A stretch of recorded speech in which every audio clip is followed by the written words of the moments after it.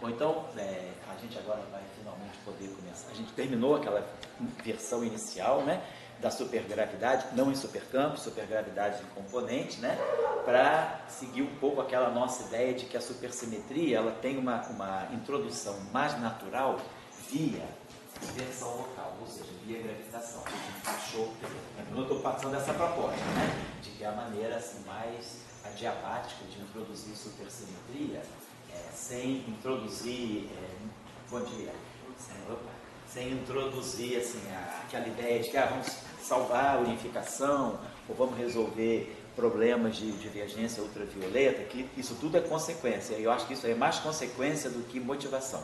Eu acho que a motivação para introduzir supersimetria, penso eu, né? Assim, a proposta nossa é via a ideia de que nós temos uma simetria ligada ao grupo conforme e que nós temos também uma simetria de gauge que é naturalmente ligada a campo de spin 3D. Então a gente introduziu aí.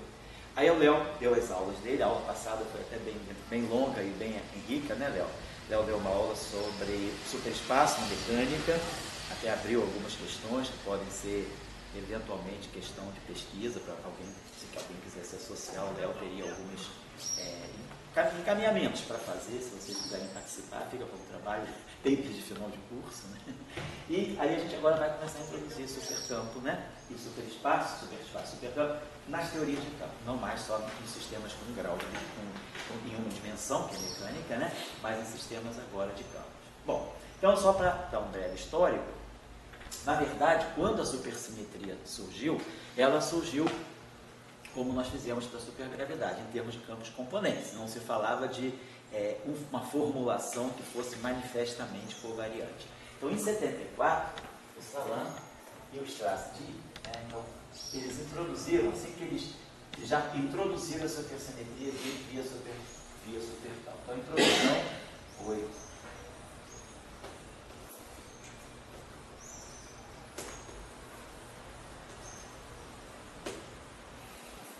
Então, eles introduzem a noção superespaço. E aí, claro, com a noção de superespaço, eles imediatamente introduzem a noção de supercampo. Então, como uma proposta, né, de se ter um formalismo naturalmente tensorial, seria a formulação naturalmente, né, manifestamente, vamos colocar assim a formulação, manifestamente covariante da supersimetria.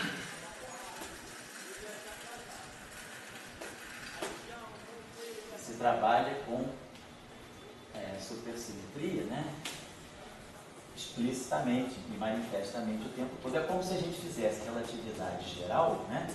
Se a gente pega as equações de Maxwell, né, relatividade especial, quando a gente pega as equações de Maxwell, elas não são, obviamente, manifestamente covariantes segundo Lorentz. A gente precisa mostrar qual é a transformação de Lorentz, que foi, bom dia, Judimar, do campo elétrico, do campo magnético, e mostrar que as equações de Maxwell têm covariância. Quando a gente vai para o espaço de Minkowski, aí a gente escreve as equações de Maxwell, dmi f mini igual a jni, dmi f barra f2 mini igual a zero. Então as equações adquirem uma forma imediatamente que salta aos olhos, né, que é a covariante. Por quê? Porque a gente está trabalhando com o cálculo tensorial adequado daquela simetria. No caso da supersimetria, né, se eu me lembro aí o Salam sempre colocavam, é que a primeira coisa que o trabalho original saiu do verso consumindo, deixou eles um pouquinho assim, perplexos, no sentido que está faltando um cálculo tensorial. Então, eu acho que essa ideia foi muito interessante quando foi introduzida, né? Nessa época, o Strasdie estava terminando o doutorado com Salam, e eles colocaram essa questão, vamos buscar um formalismo eminentemente covariante para a supersimetria. Deve haver uma forma covariante. Como a transformação era um parâmetro espacial, imediatamente eles pensaram, então deve ter algum tipo, um parâmetro fermiônico, então deve haver algum tipo de coordenada fermiônica. Então, eles introduzem a ideia de que nós estamos no espaço-tempo de Minkowski, vamos fazer a coisa em 4 dimensões. Depois eu posso deixar como tarefas para vocês questões que foram interessantes no passado, que foram assim, que deu muita literatura de supersimetria, sobretudo entre 85 e 91, que foram as supersimetrias bidimensionais, as chamadas supersimetrias heteróticas. E também supersimetria em 3 dimensões, por causa de Chern-Simons, né? Então, eu vou tentar hoje, eu vou fazer o seguinte, a formulação, quem já viu supersimetria, é o caso aí do Henrique, né, que já tem uma passagem boa pela supersimetria lá com o Márcio Capri, está muito acostumado com a supersimetria em 4 dimensões, feita com formalismo espinorial alvo-alfa-ponto, que é o formalismo de Van der Waals. Esse formalismo é muito conveniente para 4 dimensões, mas ele é muito particular. Se você, por exemplo, precisar construir uma supersimetria em 8 dimensões, que às vezes precisa, é um espaço que tem as suas peculiaridades, ou 6 dimensões, que é outro espaço interessante, né? Ou dimensões menores, essa formulação, não é a formulação, é a representação que se dá, não é boa, porque ela é muito particular, que eu vou mostrar hoje, né? Para 4 dimensões. Então eu vou fazer a coisa da seguinte maneira, eu vou fazer a formulação do supercampo e superespaço em termos de espinor de Majorana, que é geral. Isso vale para qualquer espaço-tempo onde houver espinor de Majorana, ou espinor sujeito à condição de realidade, pseudo-Majorana, pseudo-Majorana, Majorana, pseudo-Majorana simplético. A gente sempre encontra um jeito de definir espinor de Majorana, tipo Majorana, onde não tem Majorana. Você pode introduzir condições diferentes. Pseudo-Majorana, SO2-Majorana, simplética, SO2-Majorana. Tem sempre um jeito, né? Quem faz supersimetria em 5 dimensões tem a chamada pseudo-supersimetria, que na verdade é uma supersimetria, mas como não se pode definir Majorana em 5 dimensões, se define SO2 dubletes de Majorana, né? Porque 5 dimensões é uma dimensão que, em muitos casos, a gente precisa duplicar a representação fermiônica. Então, a formulação que eu vou dar aqui, ela é geral para qualquer espaço onde tem espinor de Majorana. Depois, mais no meio da aula, eu vou mostrar para vocês por que essa formulação ela pode ser traduzida em termos dos espinores de Van der Waals, né, que é o alfa e alfa-ponto, e aí dá um cálculo tensorial bastante fluido, bastante objetivo. Mas aí é uma particularidade de 4 dimensões, que eu prefiro, então, não abordar inicialmente, porque ela não deixa você ver certas coisas. Ela faz certas simplificações que não deixa você ver certos aspectos. Ela é boa para quem já está trabalhando, mas numa introdução mais didática, eu acho que ela deve vir num segundo momento. Então, vamos fazer como a ideia foi. Temos as coordenadas de espaço temporais e nós temos uma coordenada que é um espinor de Majorana. Essa coordenada espacial extra aqui é um espinor de Majorana na forma grassmanniana, ou seja, espinores de Majorana que anticomutam. Esses são os pontos do espaço-tempo, que é o chamado superespaço, e essas componentes espinoriais aqui, elas anticomutam. Então isso aqui, às vezes, também leva a uma questão de interpretação que pode ser, errônea, né? Geralmente se pensa, vamos introduzir o superespaço, né, como um espaço meramente artificial para nós introduzirmos supersimetria, mas na verdade a gente só está interessado na parte espaço-temporal, x'. Isso, por exemplo, vou colocar assim, não era a proposta inicial do Salan-Strassburg. A proposta inicial deles era justamente dizer que, até porque havia um contexto quando isso surgiu, quando a formulação deles de superespaço e supercampo surgiu, o Strassburg estava na parte, era a época que o Salan estava muito dedicado a quantum gravity, strong gravity e possibilidade de unificação usando grupos mais extensos. Nessa época, o Salan estava especificamente trabalhando com SO6, como uma tentativa de proposta para a unificação da física de Harvard, quer dizer, unificar bários com mesos, no fundo, unificar campos bosônicos com campos fermiônicos. E aí, como eles estavam envolvidos com a questão do quantum gravity, o primeiro momento deles foi pensar o seguinte: essas variáveis, elas são anticomutantes, elas não são variáveis convencionais, variáveis de natureza fermiônica e anticomutante. O fato de elas terem relação de comutação não trivial, quer dizer, relação de anticomutação, né, que elas não terem comutação trivial, mas serem anticomutantes, esse fato levou a pensar que elas podem estar já induzindo uma espécie de representando algum tipo de efeito quântico, quer dizer, alguma coisa que é clássica, ela deve sempre comutar. Então, o fato de elas anticomutarem, né, não serem variáveis comutantes, poderia já estar conferindo ao superespaço uma natureza quântica. Então, talvez essas coordenadas, a ideia deles, então, muitas vezes em alguns trabalhos se coloca que o superespaço vamos dizer assim, é um mecanismo, né, um dispositivo artificial. Você introduz essas coordenadas, cria uma formulação covariante, mas no final você pode desaparecer com essas coordenadas, como a gente vai ver. Mas aí você perde a covariância manifesta, você vê tudo em componente. Mas a ideia de Salin e Strasser não era essa, era porque eles já estavam vendo que a supergravidade, que a supersimetria, estaria ligada à gravitação quântica, no fundo, né?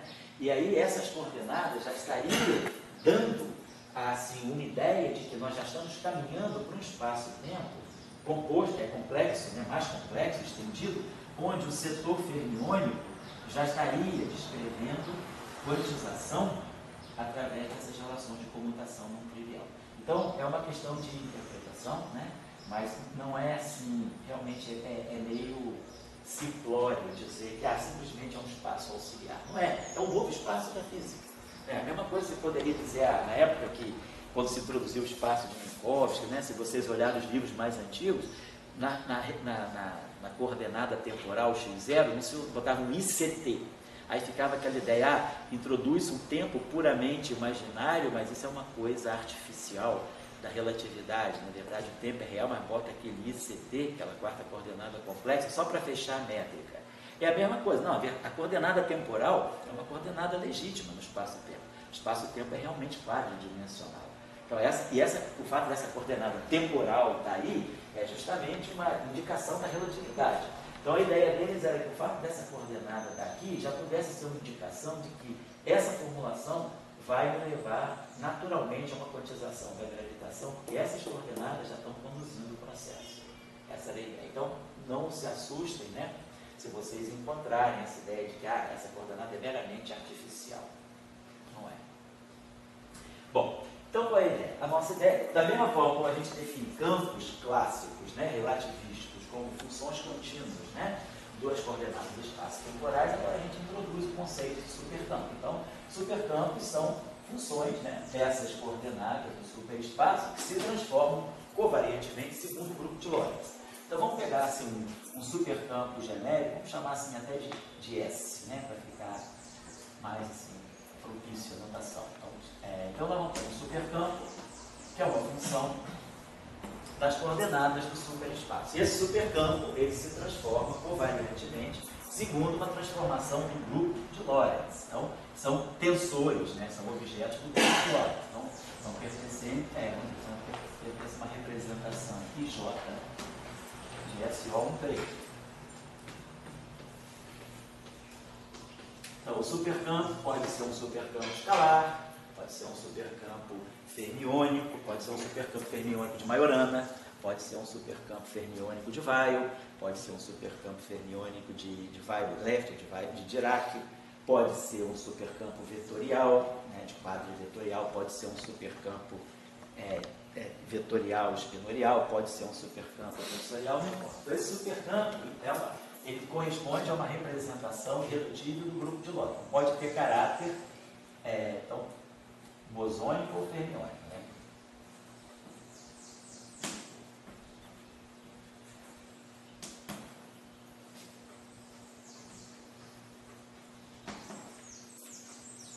E aí a gente também adota esse ponto de vista. Se o supercampo for de natureza bosônica, dois supercampos de natureza bosônica, eles comutam. E dois supercampos de natureza fermiônica, eles anticomutam. Então, eles vão seguir as mesmas regras de comutação que os campos normais componentes. Né? Claro, estou falando de campo clássico. Né? Se o campo for quântico, aí se o supercampo for quantizado, segundo a quantização, aí, claro, os campos bosônicos vão ter relações de comutação a tempos iguais, como a gente faz normalmente no formalismo canônico. Mas, em princípio, o supercampo, então, ele tem um caráter, pois não? O número de coordenadas fermiônicas é o mesmo número de carga de isso. A gente vai associar, vamos ver já por causa do parâmetro da supersimetria. Então, como você falou, o número de cargas, né? Quer dizer, as cargas conservadas, elas estão associadas, né, a essas coordenadas aqui, como a gente já vai ver. Então, qual foi a ideia dessa Land-Strategy? Foi pensar, da mesma forma como nós introduzimos os campos, né, no espaço de Minkowski, né, e a ação, né, das transformações do grupo de Poincaré sobre os campos são as transformações de Poincaré, translação espaço-temporal, ela tem um gerador de momento, e as transformações de Lorentz, ela tem aquele gerador associado, né, ao momento angular. Então, a mesma ideia que foi introduzir, quer dizer, a ideia foi, quer dizer, o ponto fundamental é introduzir a supersimetria como uma simetria translacional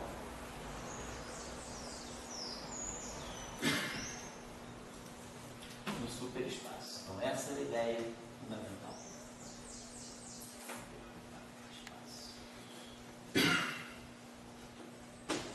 Da mesma forma que a gente faz com o grupo de Poincaré, a gente introduz o que é a simetria de Poincaré. Ela é introduzida como translações, né, e rotações. No caso da supersimetria, apenas translação no superespaço. Nós já tínhamos visto, né, na primeira parte, né, que a transformação, né, que seria uma transformação de supersimetria, seria nós olhávamos direto, né, pela ação em cima de campo. Nós vimos que a supersimetria, duas supersimetrias, a gente, quando introduziu a supersimetria local, né, percebeu que ela era uma simetria de gauge, do chamado campo de Harito-Schwinger. E a gente fazia duas transformações de supersimetria, a gente ganhava no final uma translação dependente da posição que a gente interpretava como sendo um difiomorfismo e aí ligava a supersimetria local com as transformações gerais de coordenadas, né? Então a ideia da supersimetria é que duas supersimetrias dão uma translação. Então a ideia, não foi assim do nada que eles tiraram essa ideia, eles pensaram o seguinte: nós temos então a coordenada fermiônica. Então vamos dizer, a coordenada fermiônica sofre uma translação. Quer dizer, então a gente está partindo dessas coordenadas x e θ, nós vamos introduzir uma classe de transformações espaço-temporais que vão se comportar desse modo. Θ', alfa, θ', mais. Então, θ é um espinor de Majorana. Só para a gente lembrar aqui, que a gente não esqueceu disso, né? Então, nós estamos satisfazendo a essa condição. Θ barrado, C, θC, θ barrado transposto é igual a θ. A coordenada extra é uma coordenada de Majorana. Então, nós temos aqui 4 coordenadas reais e aqui 4 coordenadas reais. Apesar disso aqui serem coordenadas, serem números complexos, né, 1 a 4, eu tenho 8 componentes reais aqui, mas essas 8 coordenadas reais, a transformação de Majorana me reduz para 4. Então, a transformação. E aí, esse eco também é os pivôs de Majorana. Então, nós temos uma translação que nós já vimos, né, que o gerador da supersimetria deveria ser, tomou como sendo um parâmetro de Majorana, né, um dos pivôs de Majorana, porque nós queríamos ter transformações análogas às transformações de Gauge. O parâmetro da transformação deveria ser alguma coisa real, como é o caso das transformações de Young-Mills. Só que nesse caso, sendo espinores, a gente não pode colocar real de cara. Os espinores são complexos, mas aí a gente põe a condição de Majorana, que faz o papel da realidade. Na representação, especificamente na representação de Majorana, o espinor fica completamente real. Em qualquer outra representação, não, mas ele satisfaz as condições de realidade. E aí, essa transformação aqui, ela passa para o espaço-tempo.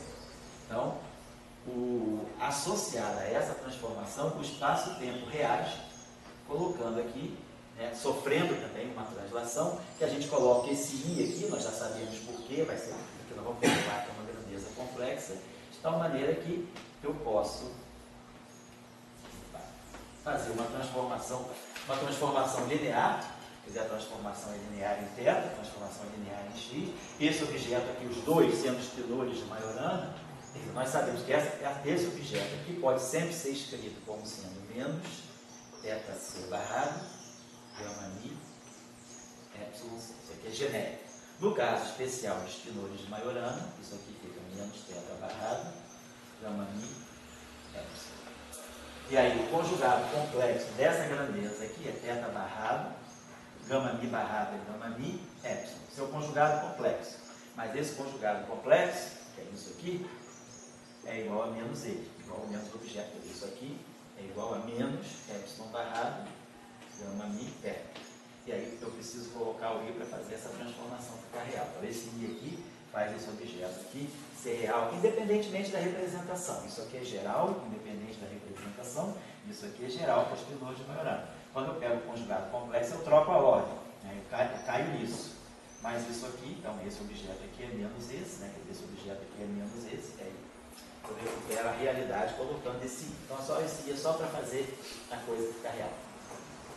Então essa foi a ideia do Salan e do Strasdil. Vamos fazer uma transformação que mexa, que translade as coordenadas do superespaço, mas que ao mesmo tempo tem um reflexo no setor espacial, porque se não tivesse esse termo aqui, se a translação fosse só aqui, eu não estaria misturando, né, a coordenada bosônica com a coordenada fermiônica. A ideia deles era já ver aquilo que é a simetria no espaço-tempo. Essa é um pouco, vamos dizer assim, uma percepção diraquiana. O professor Dirac sempre dizia, qualquer simetria que vocês estiverem trabalhando, essa simetria vai ter sempre uma origem espaço-temporal. Então, apesar da supersimetria parecer uma simetria entre campos bosônicos e campos fermiônicos, na verdade, se ela é uma simetria que aparentemente é interna, ela deve estar vindo do espaço-tempo. E como a supersimetria, né, lá do início, a mistura de férmions com bósons, nada mais natural do que misturar a coordenada bosônica com a coordenada fermiônica através dessa proposta. Então, isso aqui foi uma, vamos dizer assim, era uma hipótese, né? Era uma premissa de trabalho. Vamos realizar uma transformação desse espaço, essas transformações aqui, vamos ver o que elas dão para nós. E vamos ver se elas realmente batem com aquilo que já se sabia, que era a supersimetria atuando nos campos. Essa foi a proposta.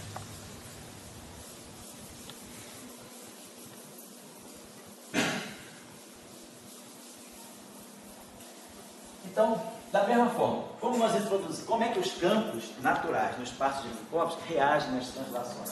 Quer dizer, vamos voltar aqui só rapidinho no espaço de Minkowski. Só para fazer o paralelo, porque é tudo muito natural, não teve assim muita. A única sacação foi introduzir a coordenada grassmanniana. Só isso aí. Essa ideia foi do Salan, quem botou em prática foi o John Strasdil, porque o Salan só dizia, o John fazia. O John era muito diraquiano, o John fazia. Era impressionante a gente ver os apontamentos do professor Strasdil. Eu dava até vergonha, porque aquilo que a gente fazia em duas páginas, a gente fazia em duas linhas realmente. Ele tinha uma capacidade de concisão, tudo dele era tão elegante, era tão simplesinho, né? E ele fazia, a gente às vezes de manhã sempre era assim, Salan discutia, Salan estava fechado para o mundo de 9 a meio-dia, de 9 a meio-dia ele era John Strasdil, porque o John ficava lá, ele morava na Nova Zelândia, ficava lá em Trieste só no período que era período de verão, ele ia para Trieste em abril e voltava para Nova Zelândia em setembro, que era quando lá começava o verão, ele tinha 2 verões por ano, né? Então ele chegava em Trieste no início da primavera, abril, ficava lá com o Salan até agosto, setembro, e aí nesse período eles trabalhavam todo dia, 9 horas da manhã, era John, Salan, parava meio-dia de tarde, Salan ia atender o público, o grande público, com todo mundo, e o John ficava fazendo os cálculos lá, né? Então a gente às vezes chegava na sala, depois que o Salan tinha discutido com o John Strasdil, aí no cantinho que o Salan escrevia, tinha um monte de expressão. No cantinho do John Strasdil, a letra dele era bonita, tinha só algumas equações resumindo tudo aquilo, né? Então essa ideia do superespaço foi realmente um trabalho bonito que o John Strasdil fez. Essa ideia de botar a variável grassmanniana, introduzir a derivada covariante, foi uma coisa, é um trabalho bonito. Se a gente olhar assim, sobretudo, vamos dizer assim, aquilo que a gente chama de crítica genética, né? Não olhar o espelho, mas olhar os rascunhos, né? A gente tinha acesso, às vezes, aos rascunhos iniciais, quando a gente estudava isso, e aí pegar os primeiros apontamentos do Strasdil em off, né? Assim, discutindo as ideias, era muito elegante, assim, as propostas eram muito, muito bem feitas. Então, esse formalismo de superespaço hipercampo, né? O John Strasdil foi fundamental no desenvolvimento. O Salan teve a ideia, eu tenho certeza que talvez o John Strasdil sozinho não desse esse salto. Ele precisava, né? Salan dava o chute e Strasdil levava a bola. Assim. Então, Minkowski, a ideia era A ideia é que nós temos as coordenadas do espaço e tempo. Se nós fizermos uma translação no espaço de Minkowski, né, a nossa translação espacial, constante, nós dizemos os campos, então, como é que a gente implementa essa transformação nos campos? Então, nós temos o ponto de vista ativo e o ponto de vista passivo. Então, normalmente, em teoria quântica de campos, a gente adota muito o ponto de vista passivo. Vamos lá, tem um campo genérico, de x'. Então, como é que a gente implementa a simetria de translação? A gente diz que esse campo φ, ele vai, a transformação de translação, ela vai ser gerada por um certo parâmetro, por um certo gerador. Então, a gente tem aqui o A e chama esse gerador aqui de P'. Então, a gente introduz a transformação unitariamente, né, em cima do operador de campo, que a gente está tendo uma. E a gente diz, bom, o que faz a translação? A translação desloca a coordenada do campo. Ela vai para x' mais a. Então, esse é o papel da translação. O que nós estamos dizendo com isso? Nós estamos dizendo que o campo se transformou, não num campo φ'I, ele se transformou, é o mesmo campo φ, só que você translada a coordenada. É como se você estivesse fazendo uma transformação passiva. O sistema de coordenadas é esse. Teu campo, por exemplo, está medindo o teu campo aqui. O que você faz? Você tem um campo que é uma função. Em cada ponto do espaço você tem um campo. O que você está dizendo? Você está pegando o teu campo, né? E agora olhando o teu campo aqui. Φ, aqui é x', assim, aqui é x' mais a μ. Então você está pegando o mesmo campo, só está deslocando a coordenada. Quer dizer, é um ponto de vista ativo. Você está transformando, mexendo no sistema, e não no sistema de referência. Nós não temos dois sistemas de referência observando a mesma coisa. Nós temos esse sistema de referência, e aí, aquilo que é a translação, eu estou simplesmente olhando meu campo aqui, e olhando meu campo aqui, dizendo se meu campo está aqui ou está aqui, a dinâmica que ele satisfaz é a mesma. Então, é a maneira como a gente faz em geral na teoria de campo. A gente introduz as transformações de translação. Assim, por exemplo, se a gente quiser implementar as transformações de Lorentz, por exemplo, né, o que a gente faz? A gente tem um gerador dessa transformação, um gerador unitário. Então, a gente coloca aqui o famoso fator sobre 2, coloca aqui os geradores, né, dessas transformações, vamos chamar aqui de, que a gente chama de NMI, né? Aqui é NMI, para fazer um mostramento angular orbital. Isso aqui atua no campo φ. E aqui nós temos a NMI, 2. E aí a gente diz, como é que um campo reage a uma transformação de Lorentz? Ele sendo uma representação do grupo de Lorentz, aqui nós vamos ter uma representação do espaço dos campos, vamos dizer assim, a gente vai ter uma matriz aqui, que eu posso chamar matriz assim de R. Essa matriz R é uma matriz R de ômega, que vai atuar no espaço dos campos, né? E vai me levar, isso aqui, eu vou estar vendo essa matriz aqui, e aqui eu vou colocar lambda.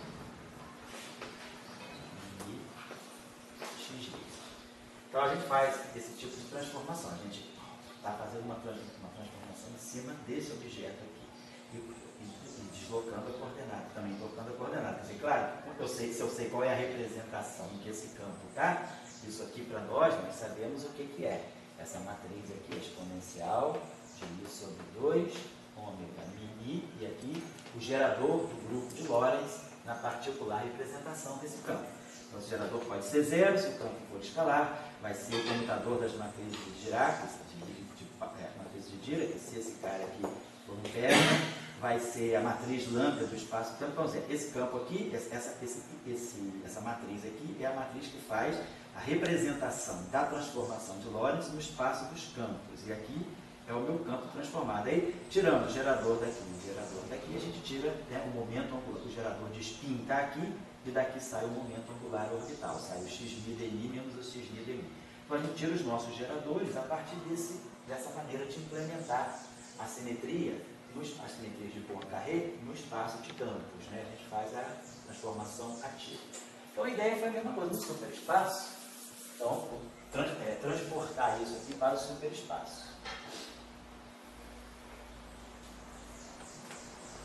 Porque daqui a gente vai tirar a noção de quem é o gerador da supersimetria.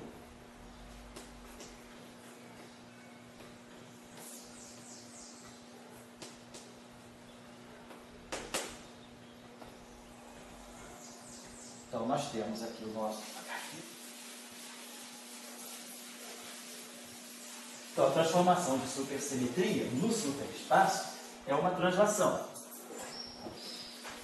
Então, nós vamos fazer isso aqui, como a gente colocou ali, né? Beta linha alfa.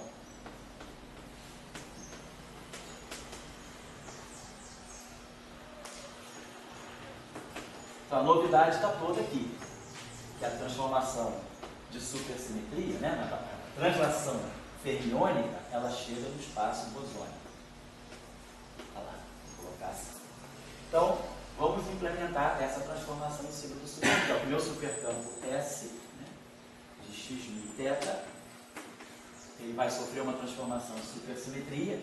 A transformação, então, vai ter um parâmetro espinorial de Majorana e vai ter um gerador. Quer dizer, isso aqui é para ser entendido no sentido de epsilon barrado alfa e alfa. Aqui eu não estou subindo e descendo o índice fermiônico, eu não estou trabalhando na representação de Van der Waals. Oi, tudo bem? Nós estamos trabalhando na representação, então, eu acho que é mais genérico fazer assim, porque isso aqui vale em qualquer espaço-tempo, e depois a gente vai fazer a transcrição para a notação de escrever Spinor de Majorana, na representação de Weyl e na notação de Van der Waals. Então aí a gente chega na formulação usual dos índices, né, alfa e alfa ponto, que a gente sobe e desce com a métrica anticimétrica. Mas por enquanto vamos fazer geral, porque a gente tem um formalismo que se adapta a qualquer espaço-tempo. Então tá, a transformação de supersimetria vai ser, ela vai atuar adjuntamente em campo, então no supercampo, quando o supercampo aqui é S, e x mi θ, e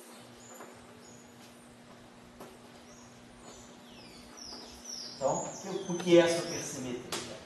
É uma translação, é essa translação aqui. Então, eu vou colocar x mi, epsilon barrado, θ, e aqui vamos colocar θ alfa mais epsilon alfa. Então, é isso aí que vai ser a nossa transformação de supersimetria. Tá?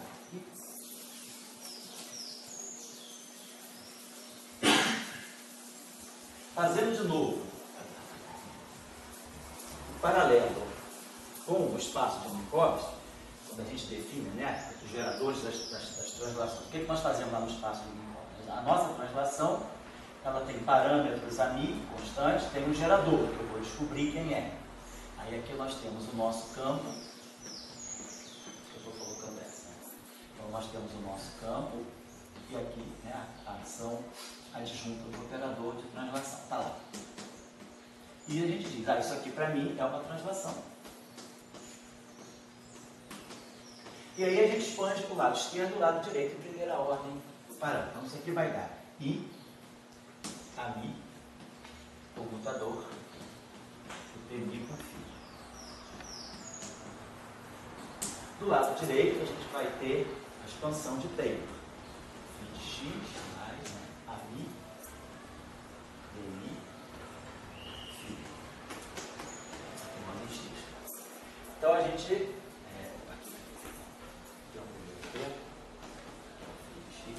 né? Essa transformação infinitesimal.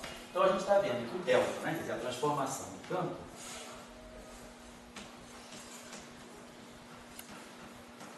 ela vai ser vista no espaço de campos, né? Onde o gerador da translação é representado por esse operador, e o campo está aqui. E vista no espaço de coordenadas. Né? Mesma transformação vista no espaço de coordenadas. Então, o que a gente faz? Traz isso para cá, aqui, fatorar, o AMI é geral, então a gente tem isso aqui. PMI, Φ, fica para nós, menos I, PMI. Então, a gente está dizendo que esse objeto aqui, a linha aqui está fazendo o papel do gerador de movimentos para nós. PMI, então essa é a representação, então a gente está dando uma representação diferencial para esse operador. Se eu quiser trocar o sinal aqui, é só fazer a translação por menos, então eu posso definir x, só trocar a mi, no fundo é trocar a mi por menos a mi. Mas a gente chega à representação diferencial do objeto desse modo. A mesma coisa que se eu fizer Lorentz, né? Quando a gente faz Lorentz, a gente vai ter o comutador de L no I, né? Aqui vai ter a translação, vai ter a parte do sigma mini, e aqui a gente vai ter a parte da orbital. E aí a gente tira a representação, né? Quem é o operador, vamos dizer, de momento angular para nós? Acaba sendo menos I, xmi, dI, xmi, dI, mais vai aparecer o I, vai aparecer o sigma. Então fica o gerador de momento angular, é a parte orbital e a parte do spin. Sai também para a mesma relação que nós tínhamos escrito antes. Bom, então vamos fazer a mesma coisa no superespaço. Então a gente tem ali, vamos comparar os dois lados dessa equação para a gente poder fazer uma leitura do gerador de supersimetria em termos, né, de operadores diferenciais. Qual é a representação espaços no superespaço do gerador de supersimetria? Então, o lado esquerdo dessa equação, vou já supor, o primeiro termo daqui é o S, o primeiro termo daqui é o S. Aqui eu vou fazer uma expansão de Taylor. E aqui nós vamos expandir exponencial. Então, o primeiro termo não trivial ali vai ser I, comutador de epsilon barrado Q com S. Né? Como esse epsilon barrado são parâmetros, né, livres, que não tem relação de... não são operadores, né? Então vai ficar aqui o comutador do operador Q, é o gerador da supersimetria, e o supercampo S. Então isso aqui é a ação, seria o meu, é o meu delta S, né? Então, claro, a gente vai entender isso aqui, está no sentido, né, do produto espinorial. Isso aqui é um epsilon barrado alfa, que é alfa,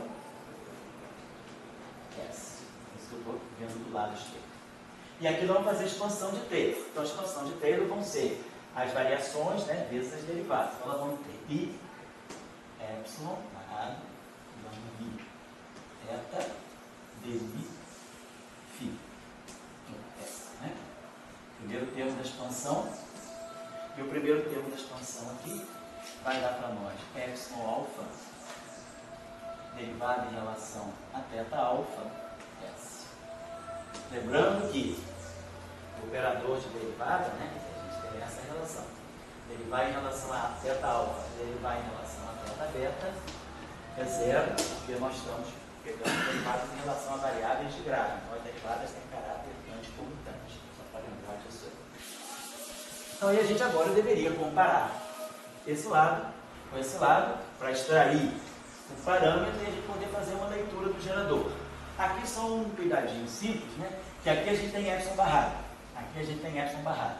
Mas aqui eu tenho epsilon. Mas lembre-se que epsilon é um espinor de Majorana. Então nós temos que epsilon conjugado de carga é o próprio epsilon, que é C epsilon barrado transposto.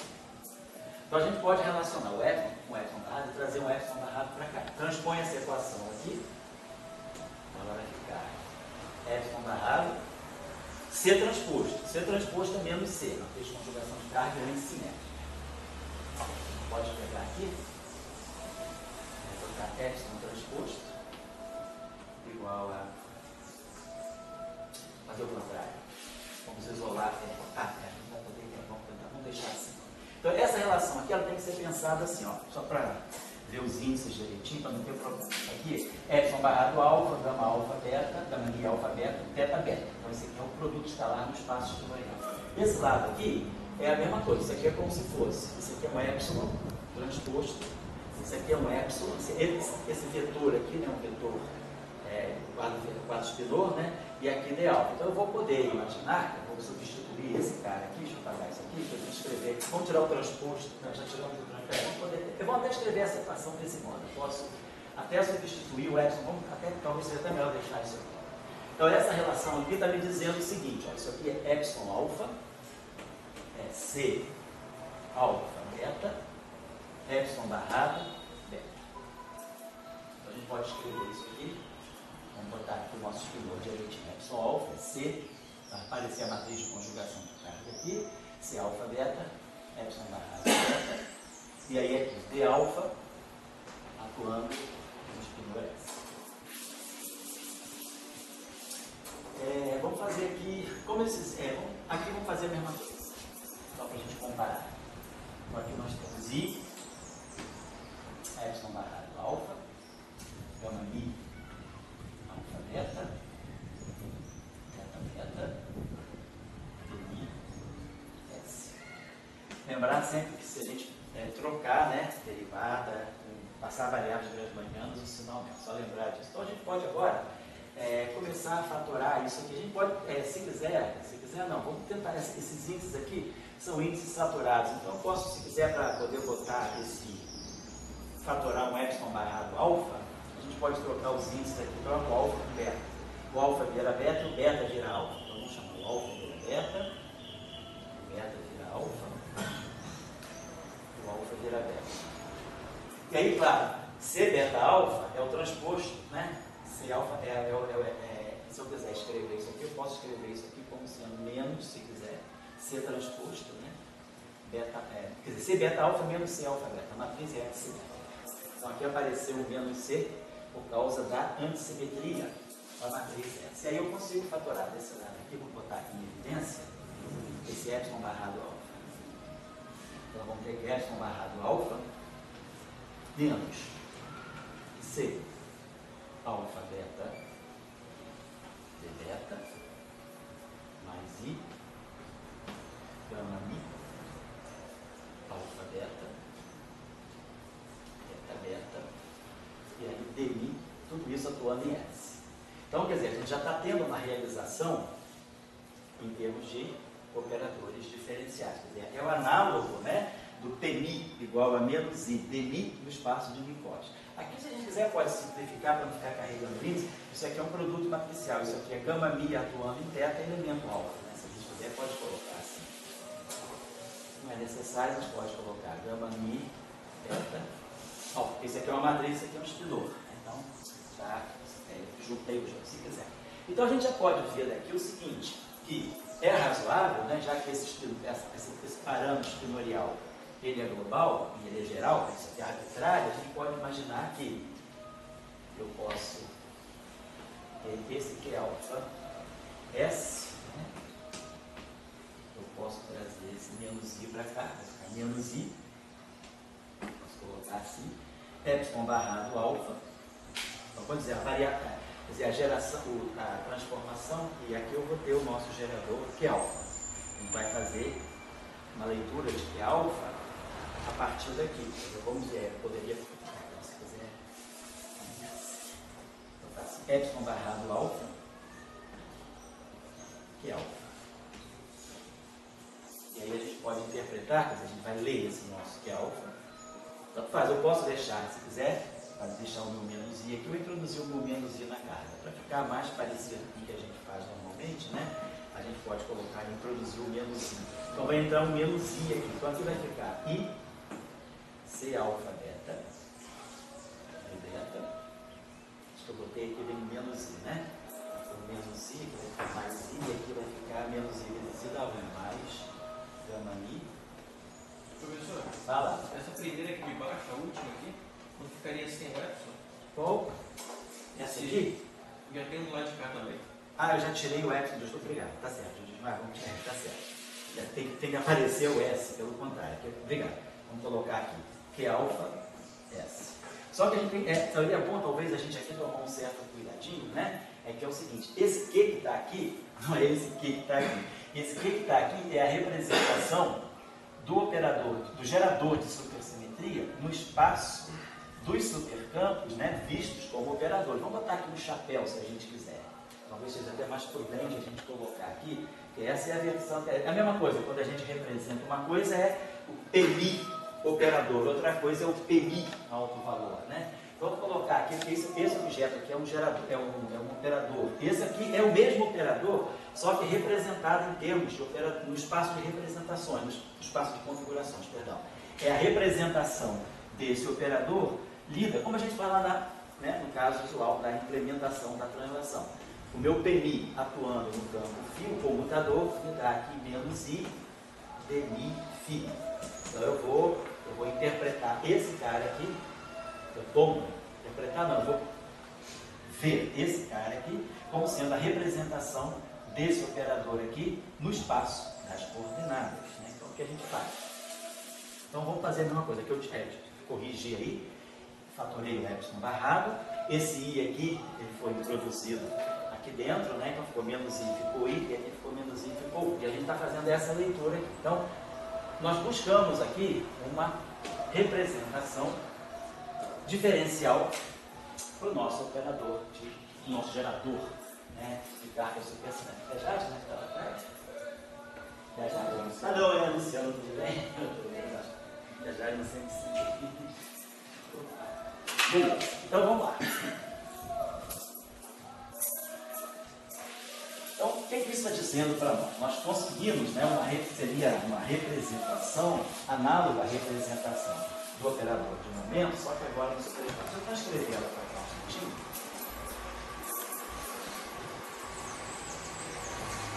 Nós definimos que esse objeto o I C alfa, beta.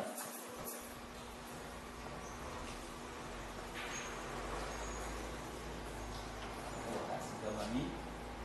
Alfa, beta, beta, beta,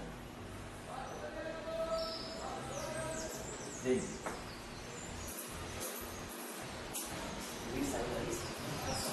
Muito bem, então, deixa eu só chamar a atenção. Então, para nós, então, só para lembrar, essa transformação, nós estamos, o operador, a gente está dando uma leitura para esse operador, onde eu incluí esse menos I aqui também.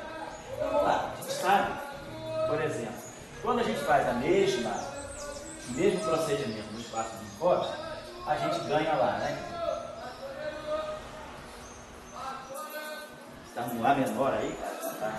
Deixa eu passar aí. Olha só, bem afinadinho. Esses caras que vendem água na rodoviária são impressionantes, né, cara? Você olha, você vai ouvindo assim, o cara faz assim, mas ele não erra um semitom, cara.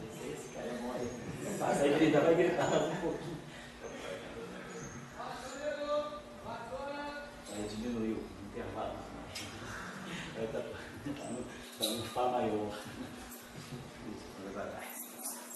Então vamos lá, então a gente tem o seguinte, a gente tira aqui, os geradores das translações comutam entre si, porque é um IDNI com um IDNI. Aí a gente pega os geradores das rotações, né, vamos dizer assim, L mini com LK lambda, a gente tira lá, faz o mesmo procedimento, tira a representação desse cara aqui em relação aos operadores, né, e tira isso aqui vai dar para nós, vai dar aquele famoso eta, ni kappa, sigma, ni lambda, que vai dar aquela álgebra que nós conhecemos e dá o gerador de TI com o L ni kappa, que dá eta mini PK menos esta ni kappa TI. A gente sabe. Então a gente tira a álgebra de Poincaré a partir das representações dos geradores no espaço de coordenadas. Aqui, o que nós temos é o gerador da supersimetria, então já adquiriu essa forma. Então a primeira coisa que eu posso ver é, naturalmente, que o que é alfa com o TI é zero. Esse gerador aqui é a derivada usual, derivada espaço, derivada, né, das coordenadas espaço-temporais. Quer dizer, essas coordenadas, dmi comuta com d beta e dmi comuta com dmi. Então, esse comutador aqui para nós é zero. A gente está tirando a álgebra de supersimetria. Claro que PI com PI é zero, né? Não precisa nem escrever, já vem lá no espaço de Minkowski. E se vocês estão observando bem, nós não introduzimos, tudo bom? Nós não introduzimos a supersimetria, as transformações de Lorentz no superespaço. Porque, na verdade, a ideia é o superespaço, da mesma forma como a gente diz, quem é o espaço de Minkowski? Quem já estudou um pouquinho de espaço quociente, né? Aí dos cursos do modelo Sigma, acho que aí a Luciana já está bem no dia, né, Luciana? A gente sabe que o espaço de Minkowski pode ser visto como quociente entre o grupo de Poincaré e o grupo de Lorentz. É o espaço cossético. O grupo de Poincaré tem 10 geradores, o grupo de Lorentz tem 6 geradores, 10 menos 4, 10 menos 6, 4. Então, as 4 coordenadas do espaço de Minkowski. Então, naturalmente, a gente pode imaginar que o espaço de Minkowski é um espaço quociente, onde eu pego Poincaré e identifico com a identidade, identifico com a unidade, todo o grupo de Lorentz. O grupo de Lorentz vira 1, eu contraio ele na identidade. E aí só me sobram as translações. E aí sim, o grupo de Poincaré, por isso o espaço de Minkowski é um espaço homogêneo. A partir de um ponto, eu posso, por translações, gerar todos os pontos, né? Então eu gero todo o espaço a partir de um único ponto por translações arbitrárias e sucessivas. Aí eu gero um espaço.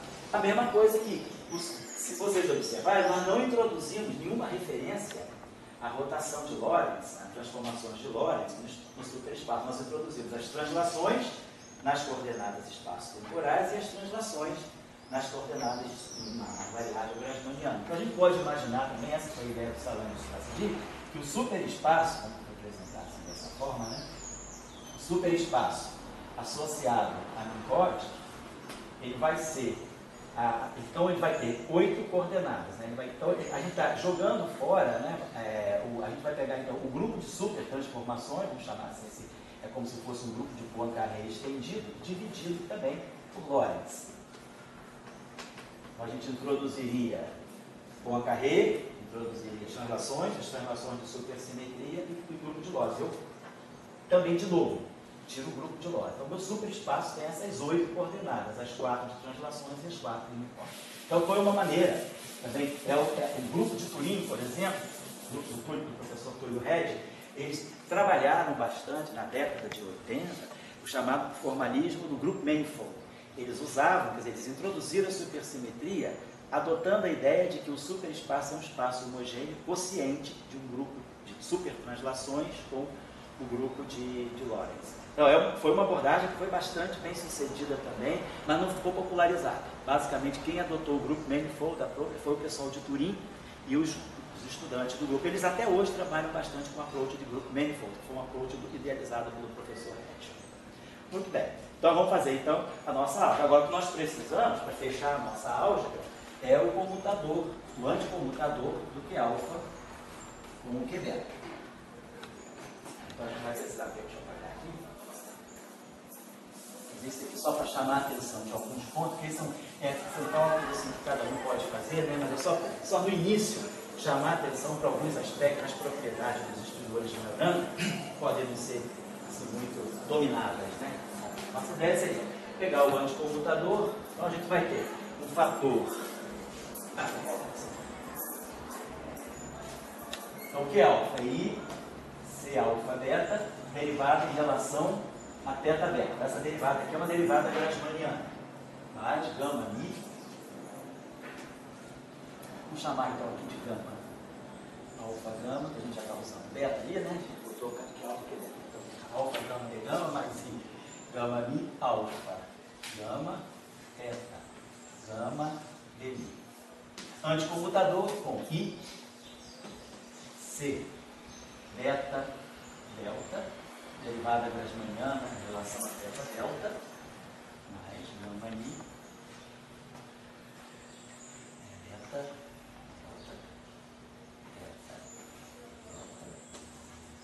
Então vamos tirar esse anticomutador para a gente ver como é que a álgebra vai acabar se fechando. Vou chamar a atenção de vocês para uma coisa que foi, faz bem uns, em 2016, faz bem uns 10, 11 anos que saiu um trabalho interessante, né? Acho que o nome do rapaz é Michael Klein, chamado pseudo-supersimetria.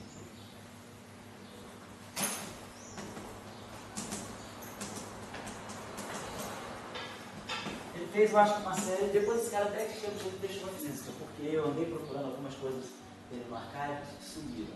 Ele fez esses 3 trabalhos interessantes sobre pseudo-supersimetria, que é um modo interessante de introduzir supersimetria em 5 dimensões. Ele deixou, vamos dizer assim, uma obra inacabada. Eu acho que valeria a pena, se alguém estiver interessado assim, em se aprofundar, assim, buscar alguma coisa, não digo original, mas alguma coisa, algum encaminhamento novo, né? A originalidade está um pouco na abordagem que ele fez, que na minha opinião pode ser melhorada. No sentido de que eu acho que ele ainda não buscou a melhor representação de supersimetria. Mas quem quiser dar uma olhada, esse trabalho que ele fez, eu acho que 2 ou 3 trabalhos, tem uma série de 2 ou 3 trabalhos ligados à pseudo-supersimetria, em que ele introduz, então, ele está em 5 dimensões, que ele até foi para 5 dimensões, justamente por causa do apelo, né, de ADS-CFT, e ele introduz a chamada pseudo-supersimetria, porque em 5 dimensões, 1 mais 4, a gente não pode definir espinores de Majorana. Então, ele define aqueles espinores tipo SU2 Majorana, né, que é um espinor que satisfaz a condição, vamos dizer assim, psi I. Esse I aqui é um índice de SO2 que vai de 1 a 2, né? Vamos apertar I, igual a C, teta J barrado, pode ficar uma matriz de SO2, botar aqui S e J, e aqui C, teta barrado, teta J barrado, então, introduz uma relação tipo, Majorana é uma relação de realidade, onde I vai de 1 a 2, okay? Então um duplete de espinores que satisfazem uma condição de realidade e que podem representar uma espécie de um pseudo-Majorana. E aí ele faz uma supersimetria baseada nisso. Eu acho que a formulação dele do superespaço está bastante complicada. Eu acho que ele não fez certas definições suficientes para ter uma formulação mais limpa e ter uma formulação de superespaço mais fluente. Então é uma coisa interessante, no sentido de quem quiser fazer um exercício, né, pelo menos a título de exercício, a construção de um modelo supersimétrico, assim, para treinar um pouco esse método, esse ferramental de superespaço, como definir a álgebra, depois como definir campo componente, como a gente vai ver, como definir a ação do componente a partir da ação do superespaço. Esse trabalho pode ser bom, porque ele é um trabalho que ficou inacabado, e quem entender bem a dinâmica que ele propôs, pode ir à frente. Tem coisas interessantes, consequências físicas interessantes desse modelo, que é chamado de pseudo-supersimétrico, tá? Vamos lá. Então, só para ver. Então, esse primeiro termo aqui, a gente vai, na verdade, são elementos de matriz são números, né? São elementos da matriz de conjugação de carga. Teta gama anticomuta com teta delta, porque isso aqui é derivar em relação a teta gama, isso aqui é derivar em relação a teta delta. As variáveis são anticomutantes, então as derivadas são anticomutantes.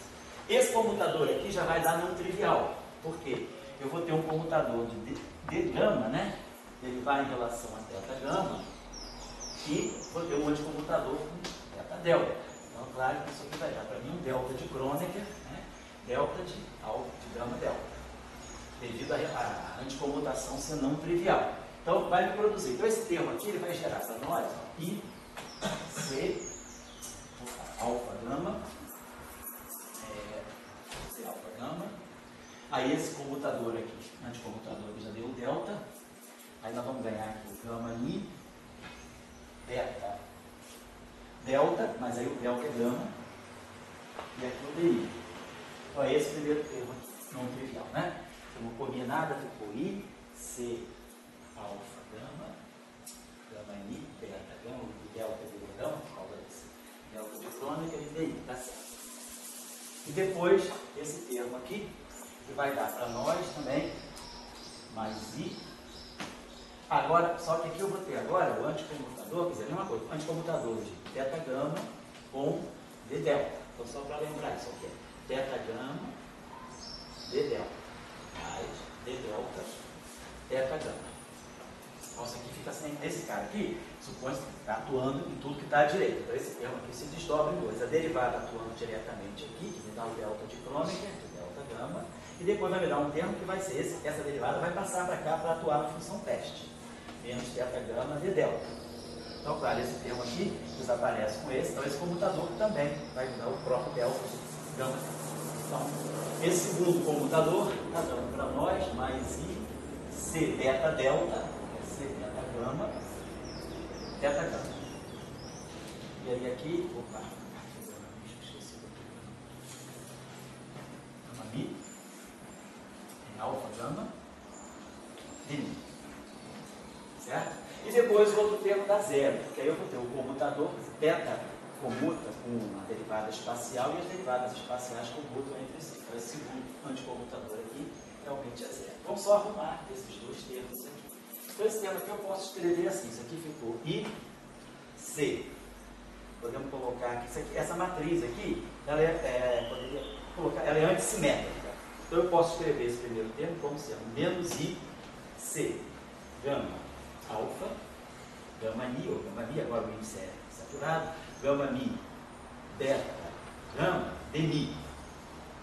Então aqui eu tenho o produto matricial, eu posso botar essa matriz aqui, vai ficar gama Mi, beta, gama, C, gama alfa. Então isso aqui está dando para nós gama Mi, C, elemento beta alfa, né?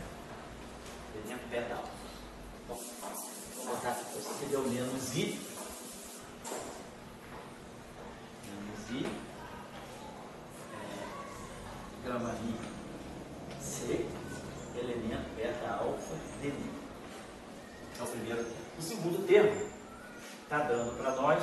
coisa. Só que vai ser alfa gama, né? Que eu vou estar produzindo aqui, isso aqui vai ficar gama beta. Então vai ficar um gama beta, um sinal menos. Então vai ficar menos I, gama Mi, C, alfa beta, demi. Então isso aqui é gama Mi, C, beta alfa, e isso aqui é gama Mi, C, alfa beta. Mas lembra disso aqui, matriz de conjugação de carga satisfaz a essa propriedade aqui. A gente pode tirar esse C menos 1 da tag aqui. Esse termo aqui eu posso escrever como sendo gama Mi, C transposto. Isso aqui vai ficar C transposto, que é menos C, gama Mi transposto. Então, C, gama Mi transposto, devido à propriedade da antissimetria da matriz de conjugação de carga, isso aqui é igual a menos C menos gama Mi C transposto. Então, a matriz gama Mi C é simétrica. É sempre independente da representação. Para qualquer álgebra, quer dizer, qualquer representação da álgebra de Clifford, né, essa matriz aqui é sempre simétrica. Então, eu posso escrever isso aqui como sendo alfa beta, e aí esses dois termos se somam. Estou só colocando isso porque isso é muito simples, mas para quem não está acostumado, que relação buscar, né, lá na álgebra, só porque são coisas que não são tão assim, no dia a dia da gente. Então aqui deu para nós que alfa e beta, deu para nós, deu fator menos 2i, né? Menos 2 e aí ficou aqui gama Mi C, alfa beta, demi. Mas lembre-se que menos I demi é o PMI. Então vamos botar aqui um 2, gama Mi C, PMI. Então a gente tem o fechamento da álgebra, duas translações. A gente já sabia disso quando a gente fez aquelas translações, né? Aquelas fizemos supersimetria local. A gente trabalhou a supersimetria em cima do campo de Rayleigh-Schwinger e via que o comutador, né, de duas supersimetrias dava para nós uma translação que era dependente da posição que a gente identificava como uma transformação geral de coordenadas. Está aqui o gerador das translações, né? Então, fechamos a álgebra, fechamos a álgebra desse modo. Então, dá um fator 2, a matriz gama Mi C é simétrica, que expressa a simetria do lado esquerdo, né? E aqui o gerador. Beleza. Isso é importante, então, a gente saber, porque o que a gente sabe é que se nós agora temos um gerador e a gente quer fazer uma formulação covariante, a gente provavelmente vai ter que introduzir uma derivada covariante. E a ideia é que a derivada covariante, né, ela tenha uma relação muito íntima com o gerador, para poder garantir que se a derivada atua em cima de um objeto, ela não tira do objeto o caráter tensorial. Então, isso que é importante ter a expressão explícita do gerador. Observação importante, deixa eu falar aqui, é que o gerador é um operador meramente diferencial. O gerador Q, né? Está aqui. Ele é um operador diferencial. Então, a derivada do produto satisfaz Leibniz, a derivada do produto satisfaz Leibniz. Então, o operador Q, ele se comporta se fosse, na verdade, é um gerador, mas tem a mesma propriedade que o operador de derivada. Se eu, por exemplo, pegar esse operador atuando no supercampo S1 vezes o supercampo S2, isso aqui vai ser o gerador atuando em S1 vezes S2, mais o primeiro. Claro, isso imaginando que, vou botar assim, esse operador aqui eu fiz uma passagem incriminada, que foi quando esse cara aqui passou pelo S1, eu botei esse sinal mais. Se esse cara aqui, se esse supercampo tiver caráter fermiônico, se ele for um supercampo com caráter spinorial, por exemplo, essa derivada, spinores anticomuta, então essa derivada deveria dar um sinal. Então vamos colocar assim, esse sinal pode ser mais ou menos, né? O sinal vai ser mais se o S1 for um supercampo de natureza bosônica, um supercampo que seja escalar, vetor ou tensor do grupo de Lorentz. E o sinal vai ser menos se o S1 for um supercampo de natureza fermiônica, que aí ele vai anticomutar, é variável de grau. Tudo que é fermiônico é variável de grau. Mas o que eu estou querendo chamar a atenção aí é que o operador de derivada, né, o operador tipo gerador SUSY, ele satisfaz a regra de Leibniz, porque na verdade ele é uma combinação de dois operadores de derivada. Então, só para chamar a atenção desse fato, porque é isso que vai definir para nós, que vai dar o caráter tensorial do supercampo. Então, o que nós vimos? O que é um supercampo para nós? Um supercampo, quando a gente diz, o que é um campo relativístico? É um campo que se transforma de uma certa maneira bem definida sobre as transformações do grupo de Lorentz. O que é o campo relativístico para nós? É algum campo que eu vou atuar com a transformação de Lorentz, ele vai ter uma matriz atuando sobre o campo. Esse campo aqui responde a uma transformação de Lorentz através de uma matriz de um espaço de representação que ele define. Pode ser meio zero, zero meio, meio zero, mais zero meio, meio meio, Então, o que é o supercampo para nós? O supercampo é um objeto que tem essa lei de transformação. Nós colocamos assim. E epsilon barrado, que eu não vou botar o chapéu não, porque vou imaginar que todo mundo já é grande, né? Sabe que eu não preciso botar o chapéu para dizer que esse operador Q que está aqui não é esse que está aqui. Isso aqui é uma outra representação para a mesma operação, uma representação feita no espaço de coordenadas. É só colocar aqui o supercampo, como a gente tinha colocado, né? Então, isso aqui deu para nós I epsilon barrado comutador de Q com S, né?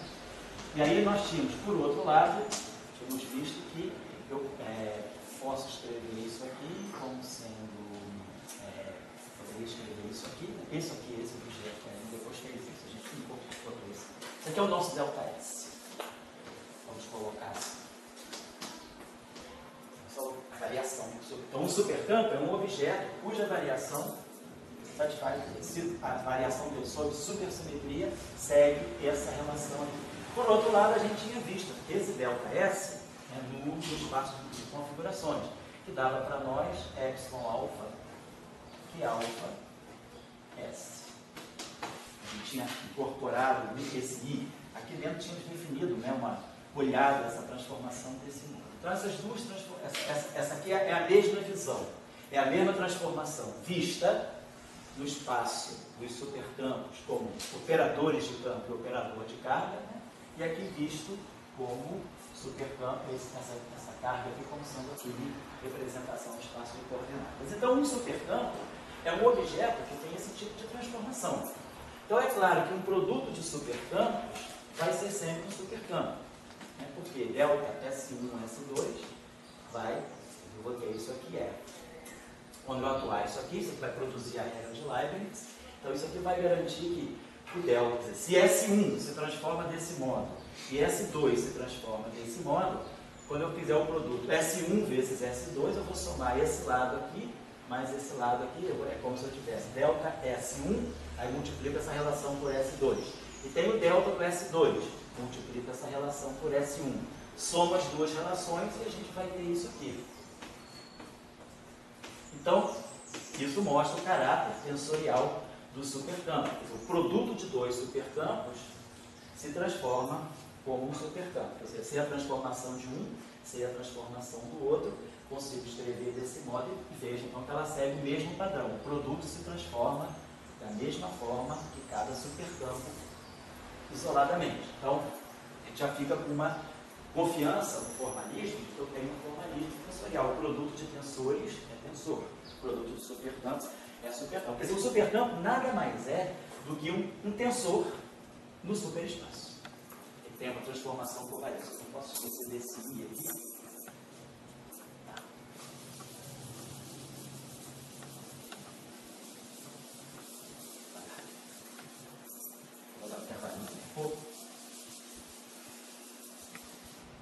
Então, a gente ainda não foi assim, na parte interna do supercampo, a gente agora vai entrar. Por enquanto, o supercampo é uma estrutura fechada, é uma função diferenciável, um campo clássico, um supercampo é uma função diferenciável, uma função analítica das coordenadas do superespaço. É isso que a gente está dizendo. e que o produto de supercampos é um supercampo também. Então, fechamos com a questão do cálculo tensorial. Agora, o que a gente pode tirar de... Bom, uma outra relação importante. Se eu pegar a derivada do supercampo, derivada de um supercampo, será que a derivada em relação a x' de um supercampo, pergunta, é supercampo? Então, para ser supercampo, tem que ser alguma coisa que se transforme desse modo. Claro que, se eu derivar esse lado, como a minha variação é funcional, quer dizer, a gente está trabalhando, a variação do campo é a variação funcional, é o φ, né, a gente está com o delta φ do ponto x. É o φ de x' menos o φ de x. Então, delta, quer dizer, a variação, desculpa, a gente sabe que a variação da derivada é a derivada da variação. Meu delta x, meu delta φ é o delta φ de x, e a derivada é x, é tudo localmente no ponto x. Então, a derivada e a variação comutam. Então, já sei que a variação da derivada do supercampo, eu posso escrever como sendo a derivada da variação do supercampo. Muito bem. Então, se eu derivar esse lado, e se eu derivar esse lado, vou dar uma derivada dmi aqui. Essa derivada dmi, ela comuta completamente com essa, porque um termo aqui é o d θ alfa. Então, a derivada espacial comuta com a derivada fermiônica. E a derivada espacial comuta com a derivada espacial que está aqui. Então, quando eu derivar isso aqui, essa derivada pode chegar aqui. Então, a variação da derivada, né, derivada espacial, a variação da derivada espacial do supercampo, que é igual à derivada espacial da variação do supercampo, acaba de seguir esse padrão, que é epsilon alfa, que é alfa, derivada espacial do supercampo. Então, a derivada espacial do supercampo se transforma da mesma maneira no supercampo.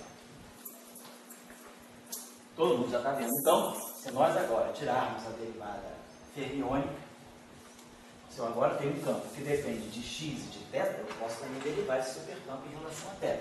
Então, a pergunta é se isso aqui é um supercampo. E aí a gente vê imediatamente. Então, a mesma coisa, a variação da derivada do supercampo vai ser derivada da variação do supercampo. E aí, quando a gente tirar aqui todo mundo já viu que nós vamos ter um problema aqui. Quando eu tirar a derivada em relação a θ daqui, eu vou tirar a derivada em relação a θ desse lado.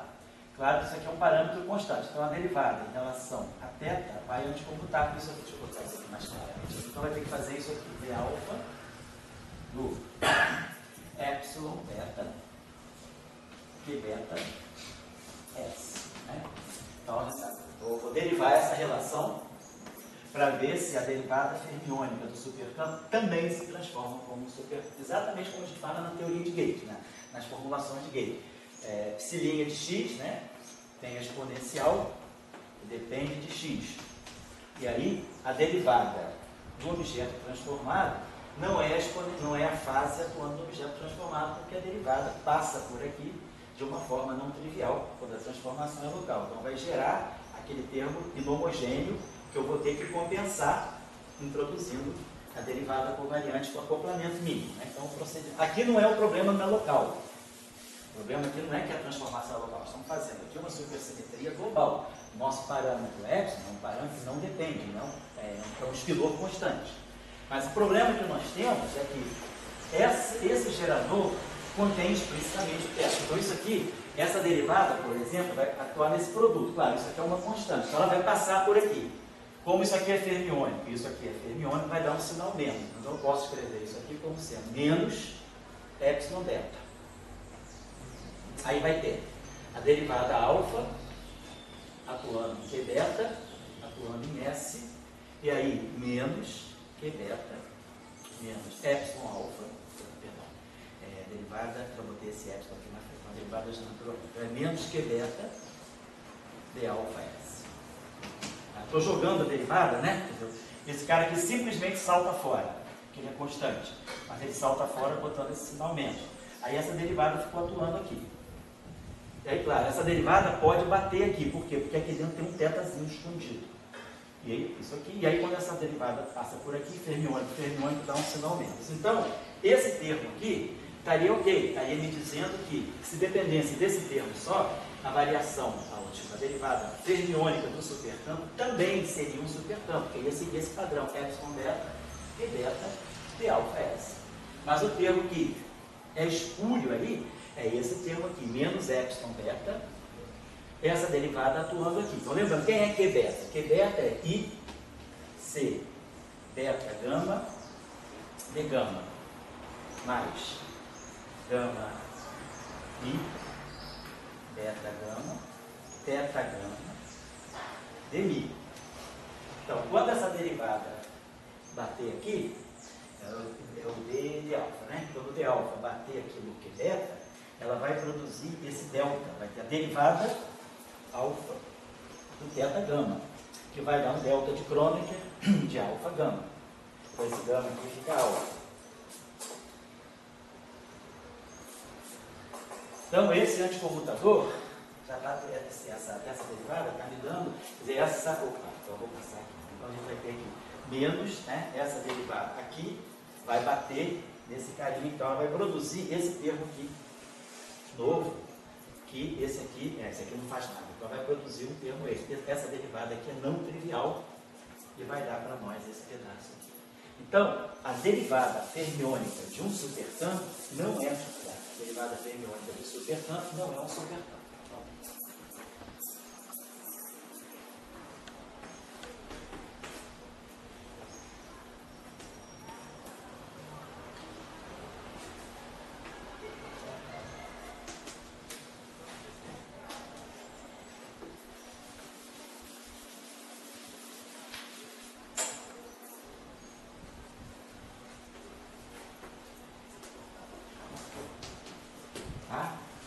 Então, a gente está com um probleminha. A gente precisa derivar em relação ao supercampo, né? Para a gente fazer, por exemplo, a ação, a gente vai derivar os campos em relação às coordenadas do espaço onde esse campo está.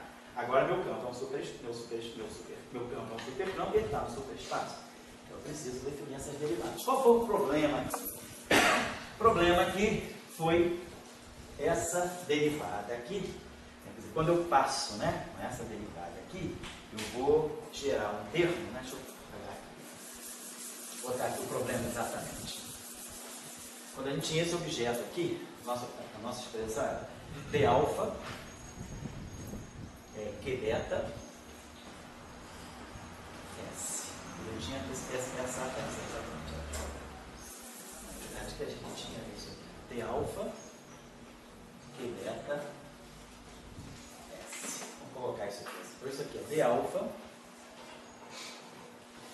E aí nós temos aqui D alfa, vamos substituir isso aqui direto já. Então vai ficar I, C, beta alfa, beta gama, perdão,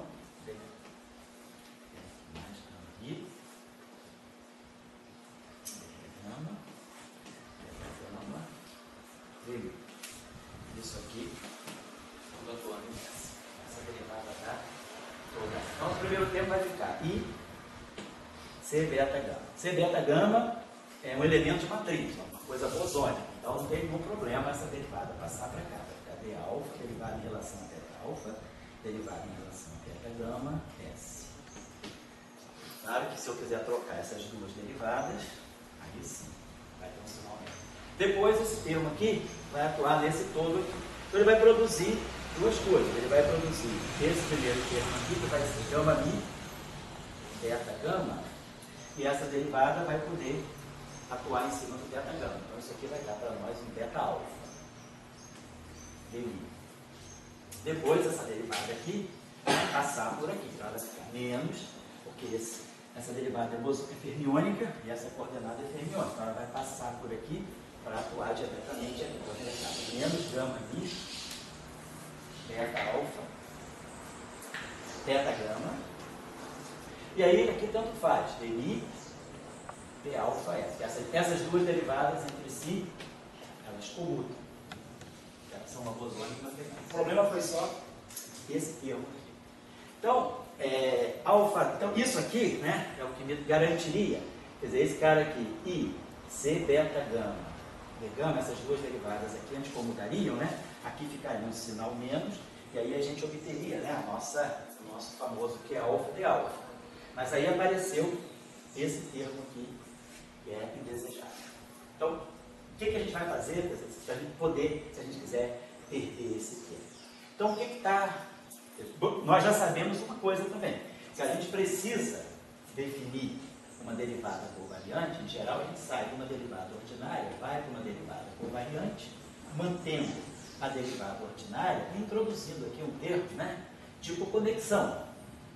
Um termo que vai justamente cancelar aquilo que essa derivada deixou de ruim para nós. Essa derivada aqui, ela deixou esse pedaço espúrio, que tirou do d alfa S a possibilidade dele ser um supercampo, não seguir aquele padrão ali.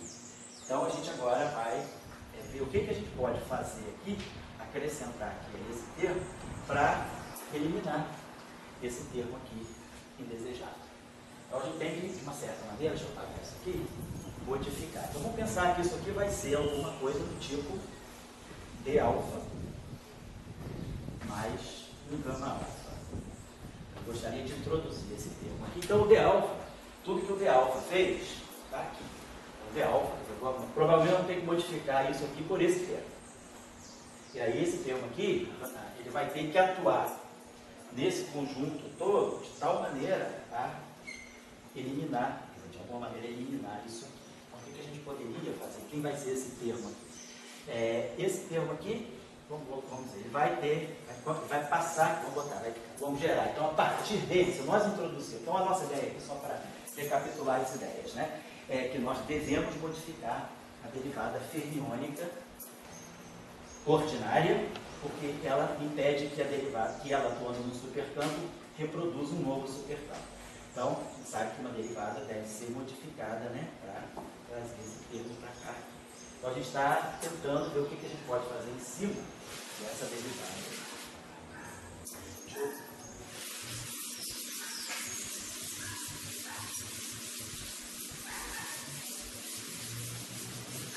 Então, esse pedacinho aqui,